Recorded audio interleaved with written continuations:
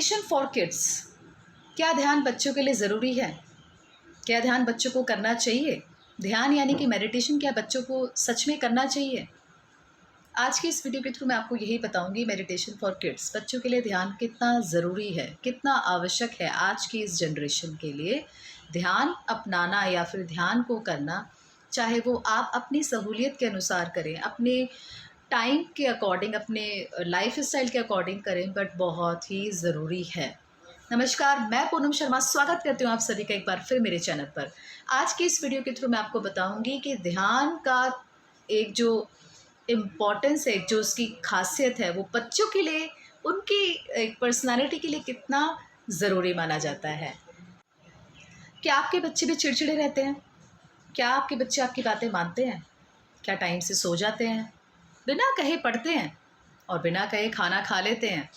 क्या आपको उनको पूरे टाइम ची ची मी मी करने के लिए आपने रोकते हो या नहीं रोकते हो? बहुत से ऐसे क्वेश्चन हैं जो मैं आजकल अपने सेशन में डील कर रही हूँ। जी हाँ, आजकल जितनी रिक्वेस्ट मेरे सामने बच्चों के लिए आती है, बच्चों के सेशन के लिए आती है, उतनी शायद बड़ों का सेशन लेना बहुत मुश्किल हो पा रहा है। तो मैंने सोचा कि बच्चों के बारे में, बच्चों के इस बदलते हुए बिहेवियर के बारे में आप सभी को जानना भी बहुत ज़रूरी है। आजकल के बच्चे ओवर डिमांडिंग हो गए हैं। अगर किसी के पास उन्होंने कोई चीज़ देख ली और आपने उन्हें वो नहीं दिलाई, तो फिर आपकी तो खैर नहीं है। वो आपसे रिक्वेस्ट नहीं करेंगे, वो आपसे पूरा आपको ऑर्डर देते हैं कि हमें ये चीज़ चाहिए जो उसके पास है।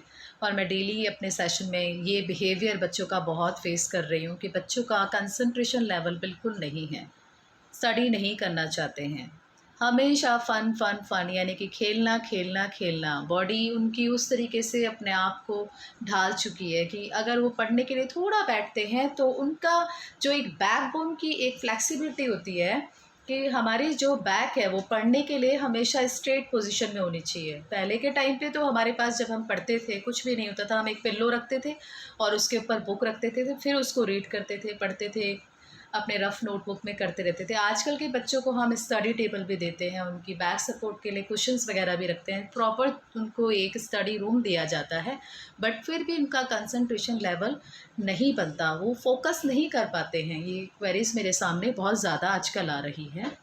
और मैं एक बात और आप सभी को बताना चाहूँगी कि जितना डिजिटल आज का टाइम एडवांस है, उतना पहले नहीं था। जितनी आपको पढ़ाई से रिलेटेड जानकारियाँ सिर्फ़ एक क्लिक करने से ही प्राप्त हो जाती हैं, उतना हमारे टाइम पे वो चीज़ें नहीं होती थी। तो फ़ोकस मेरे हिसाब से बनता भी है और नहीं भी बनता है। लेकिन मैं आपको यही बताना चाहती हूँ कि अगर आपने नोटिस किया होगा कि विदेशों में बच्चों को माइंडफुलनेस थेरेपी कराई जाती है ड्यूरिंग उनकी क्लासेस, जो भी उनकी क्लासेस चलती हैं, जब वो स्कूल में होते हैं तो उनको थोड़ा 5 से 10 मिनट का एक सेशन कराया जाता है कि जब उनको ये गाइडलाइंस दी जाती हैं कि अब आप थोड़ा सा रिलैक्स हो जाइए।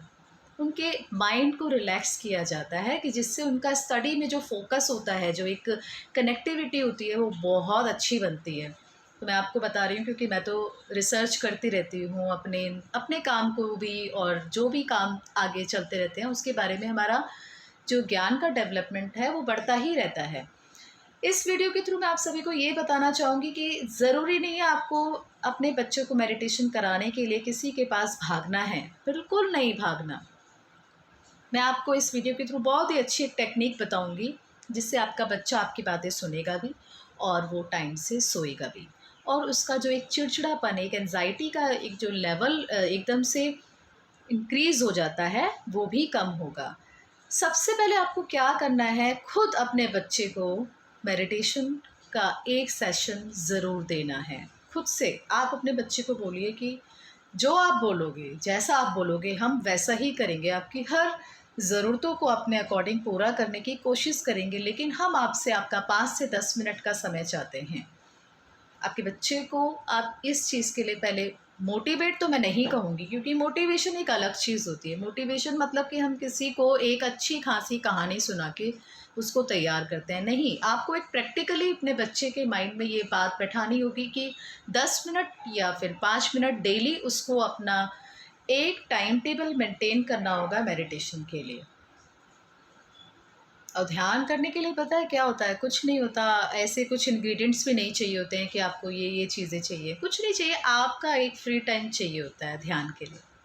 आपने देखा होगा आज के टाइम पे जितना योगा बच्चे कर रहे हैं ना, उतना शायद बड़ों का स्टैमिना कम होता जा रहा है योगा के प्रति। बट मैंने देखा है योगा का कंपटीशन एक बहुत ही अच्छे वर्ज़न में निकल कर आया है आज के इस टाइम पे। चाहे कोई सूर्य नमस्कार करे, चाहे कोई भस्त्रिका करे, चाहे कोई कोई सा भी पश्चिमोत्तानासन करे, चाहे कुछ भी चक्रासन कर रहा हो, कुछ भी कर रहा हो, लेकिन वो एक दिल से करते हैं। और बच्चों का ना एक एंथुसियास्ट एक एक लेवल होता है बच्चों का, जो उस काम को करने के लिए वो अपने आप को पहले ही तैयार कर लेते हैं। ऐसे ही आपको अपने बच्चे का माइंड सेट करना होगा। उनको मेडिटेशन कराइए, उनको ओम का उच्चारण ज़रूर कराया कीजिए। 10 मिनट अपने बच्चों को ओम का उच्चारण कराइए। बहुत ही वाइब्रेशन निकलती है ओम से। जब ओम का उच्चारण सही तरीके से आप अपने बच्चों को कराएंगे डेली, तो आप देखेंगे धीरे धीरे उनके बॉडी में जो ब्लॉकनेस होती है, जो वाइब्रेशन नहीं बन पाती है, जो चार्ज करने की एक क्षमता होती है नहीं डेवलप हो पाती है, वो होने लग जाएगी। ये बहुत ही अच्छी टेक्निक है, आप ज़रूर अपने बच्चों को कराएं। और सिर्फ 10 मिनट उनको ओम का उच्चारण करने के लिए आप बोलिए। देखिए कितना अच्छा चेंज आप अपने बच्चों के अंदर देखेंगे। मेरी पूरी गारंटी है इस बात की, क्योंकि मैं जितना सेशन लेती हूँ बच्चों का, मैंने देखा है बच्चों की ना जो एक चिड़चिड़ापन होता है, जो आपकी बातें वो नहीं सुनते हैं, वो धीरे धीरे उस चीज़ से बाहर आएंगे। ओवर डिमांडिंग पर्सनालिटी सभी की है, बच्चों की नहीं, हमारी भी है। हम लोगों को भी कभी कभी अपने डिज़ायर को पूरा कराने के लिए कुछ कुछ ऐसे रास्तों को चूज़ करना पड़ता है जहाँ पे आपकी बातों को माना जाता है। वही जो रास्ता होता है हमारे साथ, हमारी जनरेशन के साथ बच्चे भी उसको फॉलो करने लग जाते हैं। वो पहले का टाइम अब नहीं आएगा कि जहाँ पे आप अपने बच्चों को सिर्फ एक आँख दिखाएं और आपके बच्चे वहीं पे अलर्ट हो जाएं कि अब हमने ये काम नहीं करना क्योंकि हमारी मम्मी ने हमें आंखें दिखा दी है। आजकल के टाइम पे अगर आप अपने बच्चों को आँख तो छोड़ो, एक ऐसी उंगली भी रेस कर दोगे ना, तो वो आपको डबल आंखें दिखा के बोलेंगे कि हम नहीं करेंगे, हमें वहीं बैठना है जहाँ पे हम बैठना चाहते हैं। क्यों? क्योंकि बच्चों के ना जो एक एंजाइटी का स्टेमिना बनता है वो बढ़ता ही चले जाता है। वो अपने ईगो को कम नहीं होने देते हैं, झुकना नहीं चाहते हैं। पहले के टाइम पे आपने देखा था कि बच्चे आदर सत्कार ज़्यादा करते थे। सम्मान का एक जो उनके अंदर आचरण होता था वो अपने आप ही डेवलप हो जाता था, क्योंकि वो जीन्स होते हैं, वो माँ बाप से ना बच्चों के अंदर आते हैं। तो अब के टाइम पे क्या होता है, अब हम बच्चों को फीड कराते हैं, हर चीज़ को उनके अंदर हमें डालना पड़ता है। और आप देखोगे कि आप तो अच्छी कोशिश कर रहे हो, लेकिन सामने का जो एटमॉस्फेयर होता है, जो आपके सराउंडिंग्स लोग होते हैं, वो आपको आपके बच्चे के बारे में ज़्यादा फीड करते हैं। ऐसा नहीं करना चाहिए, इसको ऐसे कराओ, इसको ऐसे नहीं करना चाहिए, इसको ये चीज़ खिलाओ। आप इसको ज़रूर इस चीज़ में डालो, आप इसके अंदर चेंजेस देखोगे। आप इसको ना और करिकुलम एक्टिविटीज़ के अंदर इन्वॉल्व करो, तब आपका बच्चा धीरे धीरे शांत होता जाएगा। मैं आपको बिल्कुल कहूँगी कि नहीं, किसी की बातों को सुनने की ज़रूरत नहीं है। मेरी भी बातों को मत सुनिए अगर आपको अच्छी नहीं लगती हैं तो। अगर आपको मेरी बातें थोड़ी बहुत भी प्रैक्टिकल लगेंगी या उसमें कुछ लॉजिक लगेगा, तो ही आप मेरी बातों को फॉलो कीजिए। बट मैं भी इसी दौर से गुज़र चुकी हूँ, ऐसा नहीं है, मेरे भी बच्चे हैं और अपने बच्चों को हम भी इसी तरीके से डील करते हैं, जो मैं थोड़ा बहुत आपको यहाँ पे बताने की कोशिश कर रही हूँ। क्योंकि जितना एग्रेसिव नेचर मैंने बच्चों के अंदर अब देखा है, वो मैंने हमारे टाइम पे नहीं देखा था। एक जो एक कहते हैं ना, एक आचरण होता है, एक फ़िज़िकल एनवायरनमेंट होता है जो आपके बच्चों के अंदर वैसे ही आता है जैसे आप बिहेव करते हो।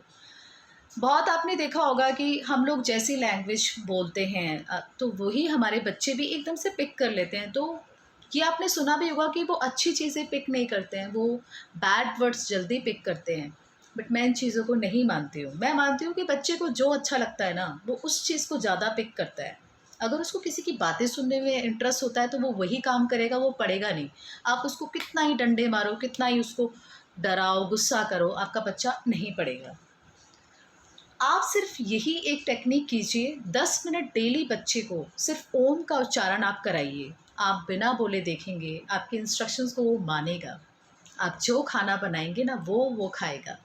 बाहर का फ़ास्ट फूड की डिमांड आपसे नहीं करेगा। ऐसा भी नहीं बोलेगा कि आप मुझे पापा वहाँ लेके जाइए या मुझे यहाँ लेके जाइए। जब आप उसको ओम का उच्चारण अपने बच्चे को कराएंगे डेली, आप उसके अंदर ना ओवरऑल चेंजेस देखेंगे। डायरी में डेट लिख के रखिएगा कि आज से आप अपने बच्चे को ये करा रहे हैं।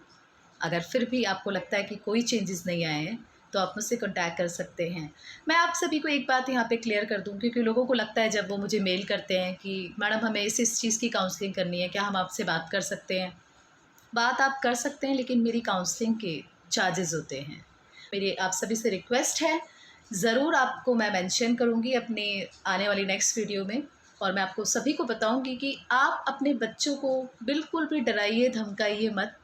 उनके साथ एक ऐसी बॉन्डिंग बनाइए कि वो एक फ्रेंडशिप का लेवल आप सभी के साथ मेंटेन करें, बनाएं, कनेक्टिविटी बनाएं, और फिर आप देखेंगे कितना जल्दी बच्चे के अंदर आप अपना खुद उनको चेंज होते हुए देखोगे।